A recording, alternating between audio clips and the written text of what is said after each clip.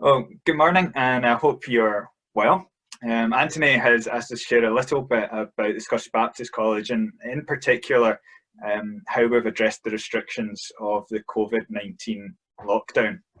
But before we go too much further, just thought we'd do some introductions. So my name's Graham Meikle-John, and I'm a lecturer at the Scottish Baptist College. I've been here for 5 years, and so far it's going well. I live on the south side of Glasgow. Hi, my name's Chris Townsend. I have just completed my third year at the Scottish Baptist College. I'm a ministry training candidate and I'm in leadership at Strathendrick Baptist Church, which is in Balfron, and I live up on the east side of Loch Lomond. I'm Lisa Ewart. I'm a second year student at the Scottish Baptist College and I live in Ardrossan. Hi, I'm Christina Ritchie. I'm a first year student and I'm from a town called Stewarton in East Ayrshire. Great. Anthony has asked us to try and sum up the lockdown in one word, which isn't easy, but we'll give it a go. I've decided that my one word to describe these past couple of months is challenging. Mine would be unreal. Mine would be adjustment. Mine would be reflective. And as we think about these words, I wonder if each of you could maybe share with us a little bit about why you've chosen them, and also a bit about how the lockdown has impacted your personal lives, but also how it's impacted your life studying at the college. I was looking at my calendar a little earlier on, and it will be on Friday, it will be 10 weeks since I have been more than 4 miles from home. Given where my family lives, in a remote spot up by the loch, the nearest place to me is a tiny village called Balmahar, and I've driven down there twice to collect dinner when they've done takeaway. So what I'm really saying is I haven't left this forest for 10 weeks. That's over 2 months. And it's very, very strange. That's why I say unreal, because although I'm used to living out in the countryside, I'm also used to commuting into Glasgow to work, or over the last few years into Paisley to college. And for me to be out here, it kind of has the feel of a post-apocalyptic drama. All I've got is people on the news talking about coronavirus and lockdown and long queues at supermarkets. And I've seen all of that on TV, but I haven't experienced any of it myself. So there's a strange disconnection between my life and everything else that's going on. Everything that I see and everything that I hear is mediated via a website or a TV screen. So in the middle of all of that, college has been something of an anchor, and I'm kind of sad that it all actually finished. We had our last meetings last week, because for the duration of us doing college via Zoom 2 or 3 times a week, although it was still over a screen, I would be able to actually interact with people who I know, and people who are my friends, people who I like to talk to, people who I like to listen to.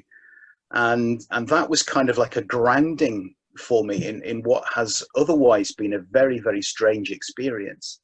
Studying, once we got past the first 2 weeks where everything was about camera angles, webcams, technology, broadband speed, and all the rest of it, and I've basically got no work done whatsoever. But once I got past the first 2 weeks, studying has kind of worked. I'm competing for bandwidth with a teacher and 3 school pupils here at home, but it kind of works.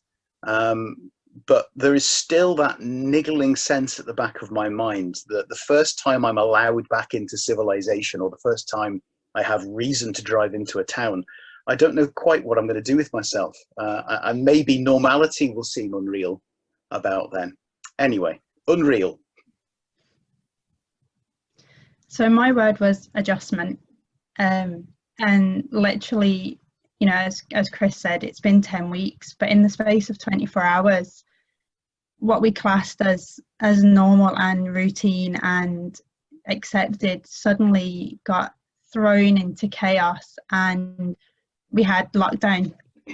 And so in those 24 hours, I had to adjust to a new way of living. I have 3 teenage children, 2 in academy, 1 in college. And suddenly I wasn't just their mum and a wife and a student, but also then became a teacher on top of that.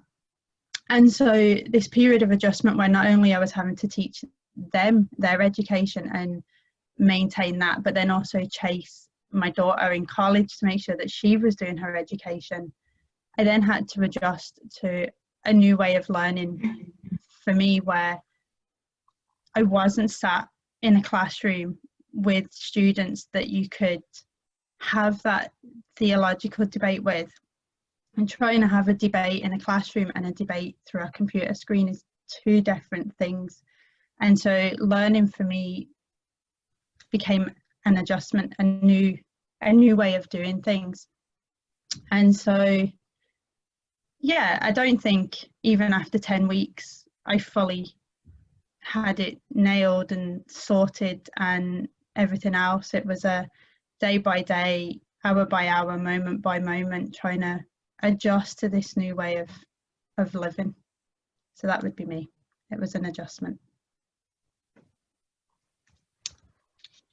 So this lockdown has brought a time of stillness for me that I wasn't really expecting. I've always kind of lived my life like go, go, go, everything needs to be done right now. And when lockdown happens, all of a sudden everything stopped and I was forced to be still. And this time has brought like time to think and time to reflect, things that I didn't know that I needed to think about and things to reflect on. But this time has definitely been a time, like a trialing time, because like things that I'd been pushing down in myself, things like thoughts and feelings were forced to come out. So I've been forced to think about that. And luckily I've got some like nice nature walks around, so I've been able to go out and listen to the birds and watch the river and just be in nature and just be still and listen to God and see what's happening there. But yeah, it's been a really, really reflective time for me. Thanks, Chris, Lisa and Christina, for sharing your stories with us.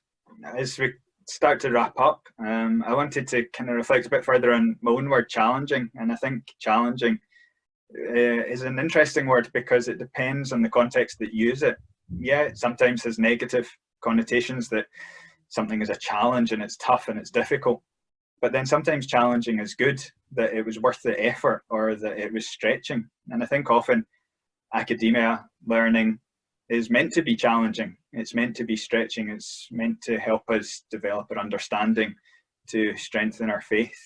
And I think we've kind of learned something of that this term. There's been a challenge. It's both been tough at times, but it's also helped to develop us. One of the things that I think we hold very dear at SBC is our learning community, and the emphasis is on the word community. And it's difficult to do community in lockdown when we're not face to face in the same way. And that has been difficult, that has been a challenge. But within that, there's also been times where it's helped us to look at community in a different way. I think it's given us small opportunities to develop our community.